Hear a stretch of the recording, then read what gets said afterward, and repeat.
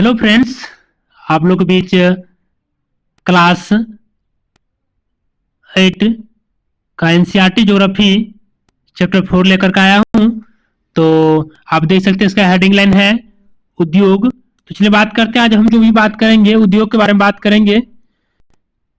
तो चलिए आगे बढ़ते हैं। यदि आप लोग हमारे इस यूट्यूब चैनल पर नए हैं तो सब्सक्राइब कीजिए, क्योंकि ये चैप्टर बीपीएससी टीआरई 4 और सीटेट 6 to 8 के लिए बहुत ही लाभदायक है। तो चलिए बात करते हैं। यहाँ से आपको दिखाया जाएगा कि यहाँ से बहुत सारे क्वेश्चन बीपीएससी पीआरटी में पूछा गया है। 2 में भी पूछा हुआ है और इस बार भी 3 में भी पूछा हुआ है। तो चलिए बात करते हैं आगे। उद्योग या विनिर्माण किसे कहेंगे? देख सकते हैं यहाँ पे दे दिया गया है उद्योग या विनिर्माण। उद्योग या विनिर्माण में होता है द्वितीय क्रियाकलाप के अंतर्गत आता है। उद्योग निर्माण जो भी आएगा किसमें आएगा? तो द्वितीय क्रियाकलाप। एक प्राथमिक क्रियाकलाप होता है जिसमें कृषि आता है, द्वितीयक में उद्योग आता है, और वही तृतीयक की बात करते हैं तो उसमें सेवा क्षेत्र आता है। तो चलिए आगे बात करते हैं इसमें।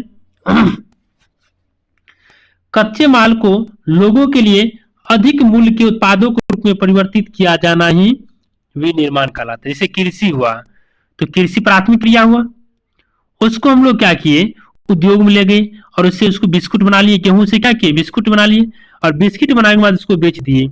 तो बिस्कुट था कम रेट का, उसको उद्योग में ले जाकर के उसको अधिक मूल्य में उत्पाद के रूप में परिवर्तित कर दिए। वही क्या हुआ, विनिर्माण होता है। जैसे लुगदी से कागज बनाना, लुगदी से कागज बनाना, गेहूं से बिस्किट बनाना। तो चलिए आगे बात करते हैं इसमें।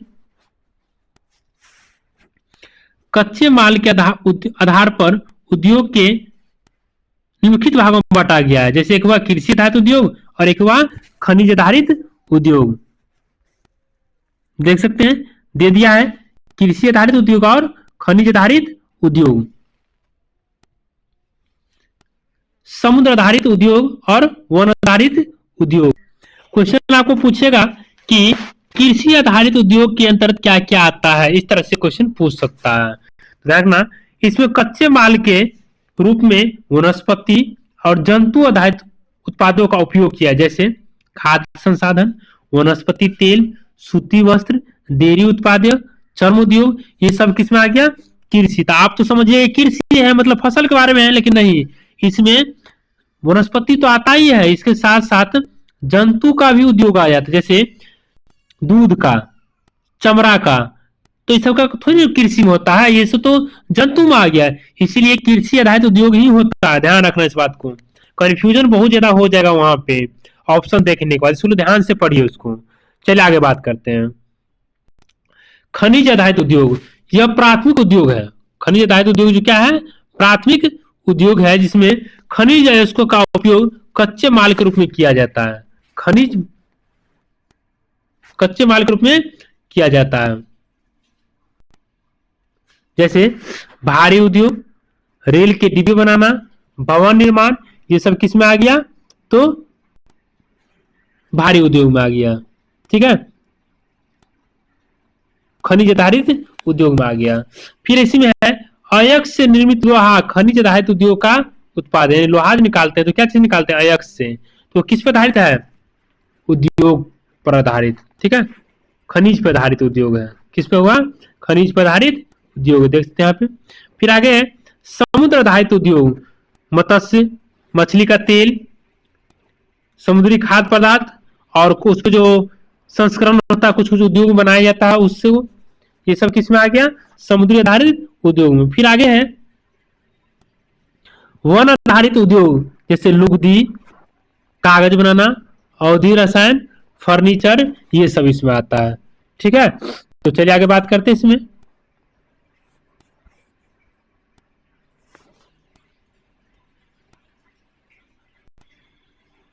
कुटीर या घरेलू उद्योग छोटे पैमाने का उद्योग है, इसमें वस्तु का उत्पादन हाथ से किया जाता है। नाम है कुटीर या घरेलू उद्योग। इसमें घर के महिलाओं, घर के सदस्यों द्वारा शुरू किया था या 5-7 महिलाओं के द्वारा शुरू किया था।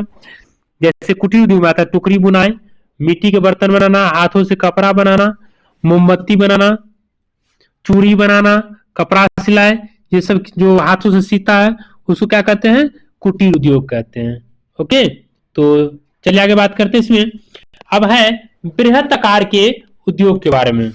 बृहत आकार के उद्योग के बारे में, इसमें बड़े पैमाने पर पूंजी का निवेश किया है। नाम है बृहत आकार, बहुत बड़ा उद्योग होगा, तो पैमाना क्या होगा पूंजी का, पूंजी ज्यादा लगेगा इसमें। जैसे ऑटोमोबाइल, चार चक्का फोर व्हीलर से बनाना, कार, और भी बहुत सारा जो ट्रक सब आता है उसमें आएगा। भारी मशीन उत्पाद, भारी भारी मशीन जो सब जो बनाया जाता है, ये सब इसमें आएगा। फिर है लघु आकार के उद्योग, इसमें क्या आएगा, नाम है लघु आकार का उद्योग, यानी इसमें छोटा उद्योग आएगा, इसमें कम पूंजी, कम मजदूर और कम उत्पाद किया, तो उत्पाद भी इसमें कम ही होगा। जैसे रेशम बुआई, खाद्य प्रक्रम उद्योग, ये सब इसमें आएगा। चलिए आगे बात करते हैं अब।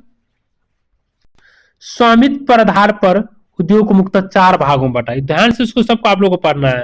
और यदि आप लोग को इसका पीडीएफ चाहिए तो हमारे टेलीग्राम लिंक से जुड़ जाइए, वहां पे आपको ऑब्जेक्टिव और साथ साथ इसका पीडीएफ मिलेगा और भी क्वेश्चन आपको मिलेगा। और ध्यान है, ये आप लोग को एक सीरीज की भांति पढ़ना, मैं इसलिए दो दो दिन गैप करता हूं ताकि उसको आप रिवाइज करते रहिए बार बार उसको, और फिर आपको 8, 9, 10, 11 का भी चलेगा।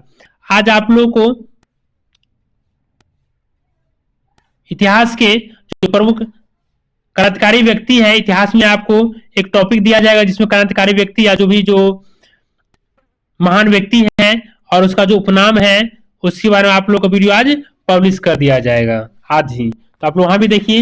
इसके साथ साथ आप लोग को एसपीटी करेंट का पार्ट बाय पार्ट जहां से पूछता है क्वेश्चन, वैसे एसपीटी बहुत मोटा है, फिर इतना आप लोगों ने बताया जाएगा, जहां से क्वेश्चन पूछता है, जहां से क्वेश्चन पूछा है वहीं से आपको बताया जाएगा।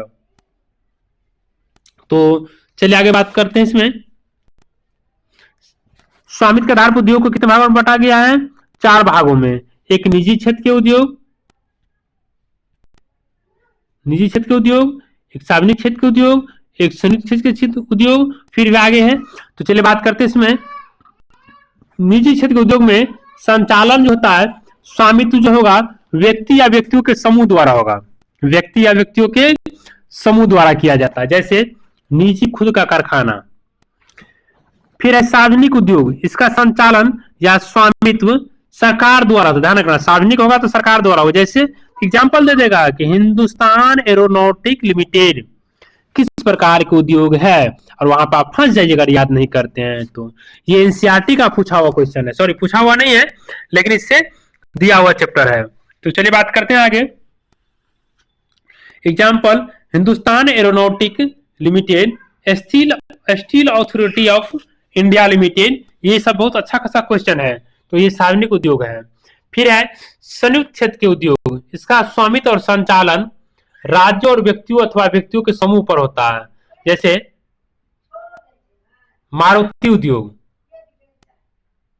क्या है, मारुति उद्योग। तो चलिए बात करते हैं इसमें। अगला है चौथा नंबर, सहकारी क्षेत्र के उद्योग, इसका स्वामित्व और संचालन कच्चे माल के उत्पादकों को तथा कामगारों द्वारा, मतलब दोनों का होता है उसमें, जो कामगार होता है उसका भी, कच्चे माल का उत्पादक होता है उसका भी। जैसे आनंद मिल यूनियन लिमिटेड, सुधा डेयरी, सहकारी उपक्रम, ये सभी क्या है, सह का नाम है सहकार, यानी दोनों के सहयोग से चलता है ये। चलिए आगे देखते हैं इसमें। ये भले ही आप लोग को हैंड राइटिंग लिखा हुआ है, वही अगर यदि टाइपिंग किया हो रहा था तो आप लोग उसको बहुत अच्छा मानते, लेकिन ये जब आप एग्जाम देके निकलिएगा तब पता चलेगा ये कितने कारागार है। या आप एनसीईआरटी में लाइन बाय इससे मिला सकते हैं चैप्टर वाइज, और फिर जाकर के क्वेश्चन बैंक देखिए बीपीएससी टीआरई पीआरटी का या टीजीटी या पीजीटी का, देखिए को हु बहु क्वेश्चन यहीं से मिला है। जी हाँ, हु बहु क्वेश्चन यहीं से मिला है। तो चलिए बात करते हैं आगे। उद्योग की अवस्थिति को प्रभावित करने वाले कारक, उद्योग को कौन कौन प्रभावित कर सकता है। सबसे पहली बात, जहां उद्योग आप लगा रहे हैं वहां कच्चा माल है कि नहीं। ऐसा नहीं कि पता चला पटना उद्योग लगा लिए और फिर उसको अदर कंट्री से या अदर स्टेट से हमको सामान लाना पड़ रहा, फिर उससे ज्यादा खर्च पड़ जाएगा आपको, इसलिए कच्चे माल की उपलब्धता भी। तो चलिए बात करते हैं आगे। इसमें देख सकते हैं कि भारत में निम्नलिखित औद्योगिक प्रदेश कौन कौन है, तो मुंबई, पुणे, बेंगलुरु, तमिलनाडु, मध्य प्रदेश हुगली, अहमदाबाद, बड़ौदा, छोटा नागपुर, कोल्हापुरम, ये सब है। ठीक है, फिर आगे अच्छा खासा क्वेश्चन है, उभरते उद्योग को सनराइज उद्योग कहा जाता है, यानी किस उद्योग को सनराइज उद्योग कहा जाएगा? तो उभरते हुए उद्योग को कहा जाता है। इसमें क्या क्या आएगा? किसको उभरते हुए उद्योग कहा जाता है, सनराइज उद्योग कहा जाएगा? तो सूचना प्रौद्योगिकी को, स्वास्थ्य लाभ को, साक्षात्कार होता है उसको, साक्षात ज्ञान को, ये सब होता है। ठीक है, तो चलिए आगे बात करते हैं। इसमें अच्छा खासा क्वेश्चन यहाँ से देख सकते हैं। सूचना प्रौद्योगिकी उद्योग के मुख्य केंद्र मध्यवर्ती कैलिफोर्निया के सिलिकॉन घाटी में और भारत के बेंगलुरु प्रदेश। सूचना प्रौद्योगिकी उद्योग कहाँ है? भारत के बेंगलुरु में। ठीक है, और कैलिफोर्निया के सिलिकॉन घाटी में। आगे है, पूछा हुआ क्वेश्चन है इसी बीपीएससी का, इस बार पीआरटी का पूछा हुआ क्वेश्चन है कि बेंगलुरु को सिलिकॉन सिटी या घाटी कहा जाता है और केरल को शांत घाटी या साइलेंट वैली कहा जाता है। कंफ्यूज नहीं करना, बेंगलुरु को क्या कहा जाएगा? सिलिकॉन सिटी कहा जाता है और केरल को शांत घाटी कहा जाता है। फिर आगे, इस्पात हार्ड होता है, कड़ा होता है, इसे आसानी से काटा और आकार दिया जा सकता है। जिसमें तांबा, एल्युमिनियम, निकोल, तो इसमें तांबा, एल्युमिनियम, निकेल आदि मिलाकर क्या बनाया जाता है? मिश्र धातु बनाया जाता है। ओके, तो चलिए बात करते हैं आगे। इसमें मिश्र धातु इस्पात को कठोर, दृढ़ता और जंग प्रतिरोधक क्षमता प्राप्त करता है। इस धातु से क्या होता है? इस्पात क्या करता है? कठोर होता है, दृढ़ता होता है और जंग रोधक, यानी जंग इसमें नहीं लगता है। फिर है, इस्पात को आधुनिक उद्योग का मेरुदंड कहा जाता है। इस्पात को क्या कहा जाएगा?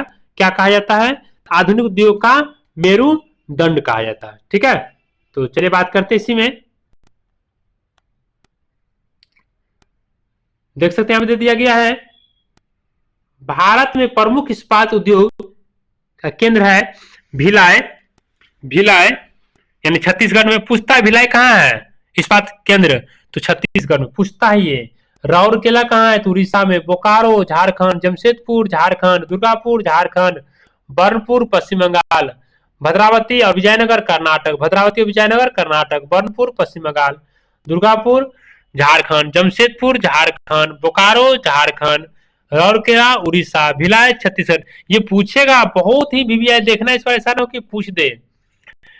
विशाखापट्टनम आंध्र प्रदेश, सलेम तमिलनाडु, इस आदि इस्पात केंद्र है। तो पूछेगा सलेम कहाँ है? तो ये राज्य का नाम दे देगा। देखिए, यही क्वेश्चन इस बार पूछा हुआ था, यही क्वेश्चन। जमशेदपुर 1947 से पूर्व भारत में केवल एक इस्पात कारखाना Titan iron and steel limited TISCO था। 47 से पहले एक इस्पात कारखाना था, कौन था? इसका नाम Tata iron and steel company, इसी को शॉर्ट में नाम बोलते हैं टिस्को। क्या बोलेंगे? टिस्को बोलते हैं। फिर उसी का नाम धीरे धीरे आगे झारखंड में सोनरेखा और खरकई नदियों के संगम के समीप साक्षी नामक स्थान पर, ध्यान रखना कि यहाँ पे साक्षी नामक स्थान पर खरकई और सोनरेखा नदियों के संगम पर 1907 में यही क्वेश्चन पूछा था, कितना इसमें स्थापित किया गया था? 1907 में टिस्को की स्थापना यानी शुरुआत की गई, टिस्को की शुरुआत की गई। बाद में साक्षी का नाम बदलकर ही जमशेदपुर को रखा गया। ध्यान रखना, बाद में साक्षी का नाम ही बदल करके जमशेदपुर किया गया। फिर आगे है, भारत में सबसे पहले इस्पात कारखाना टिस्को, इसका नाम है टिस्को, कहां स्थापित किया गया? तो जमशेदपुर, जिसका नाम था पहले साक्षी नाम था, उसी के नाम जमशेदपुर साक्षी में स्थापित किया गया 1907 में। एक क्वेश्चन पूछा हुआ था। टिस्को को झरिया से कोयला प्राप्त हो, कोयला कहां से? झरिया से। लोहा, चूना पत्थर, डोलोमाइट, मैग्नीज उड़ीसा से, छत्तीसगढ़ से प्राप्त, उड़ीसा और छत्तीसगढ़ से। जल खड़के और सोनरेखा नदियों के से प्राप्त, क्योंकि उसी के संगम पे बना हुआ है। फिर आगे है पिट्सबर्ग इस्पात नगर, संयुक्त राज्य अमेरिका में। पिट्सबर्ग कहाँ है? संयुक्त राज्य अमेरिका में है, जो एक इस्पात नगर है। ठीक, फिर है ग्रेट लेक्स के अंतर्गत, ध्यान रखना, ग्रेट लेक्स के अंतर्गत क्या क्या आता है? ग्रेट लेक्स के अंतर्गत सुपेरियर झील, ह्यूरॉन झील, ओंटारियो, मिशिगन और ईरी झील आता है। इसमें सुपेरियर सबसे बड़ी झील है, ध्यान रखना, सुपेरियर क्या है? सबसे बड़ी झील है। यह उच्च उद्प्रवाह पर स्थित है, रखना सुपेरियर झील सबसे बड़ा झील है जो कहाँ है, उच्च उधर प्रवाह पर। ये कहीं से टॉपिक उठा कर दे देगा, फिर आप कंफ्यूज हो जाइएगा और क्वेश्चन छूट जाएगा। और ये बीपीएससी का नियम है, यदि 4 क्वेश्चन छूट गए तो इसी 4 के चलते आपको रिजल्ट डाउन हो जाएगा। वस्त्र निर्माण में कपास, ऊन, सिल्क, जूट, पटसन का उपयोग किया जाता है। रेशा वस्त्र उद्योग के कच्चे माल है, रेशा वस्त्र उद्योग के कच्चे माल है। देख सकते रेशा वस्तु का कच्चा माल है। रेशा सर क्या होता है, प्राकृतिक और मानव निर्मित हो सकते हैं। रेशा प्राकृतिक होता है और मानव निर्मित होता है। प्राकृतिक रेशा में क्या क्या आएगा, तो ऊन आएगा, सिल्क आएगा, कपास, लिनन, जूट, ये सब प्राकृतिक में आता है। मानव निर्मित में नायलॉन, पॉलिस्टर, एक्रिलिक, रियन, इसी में से कोई दे देगा, आप कंफ्यूज हो जाइएगा और गलती बना के आ जाइएगा। इसलिए एग्जाम्पल पे ज्यादा ध्यान देना, फोकस करना है। फिर है सूती वस्त्र उद्योग विश्व के प्राचीनतम उद्योग में से एक ही, क्योंकि सूती वस्त्र विश्व के प्राचीनतम उद्योग में से एक है, बहुत पहले से ये होता है। 18वीं सदी की आधुनिक क्रांति तक सूती वस्त्र हस्तकताई तकनीक एवं हस्तकरघों से बनाया जाता था। 18वीं सदी तक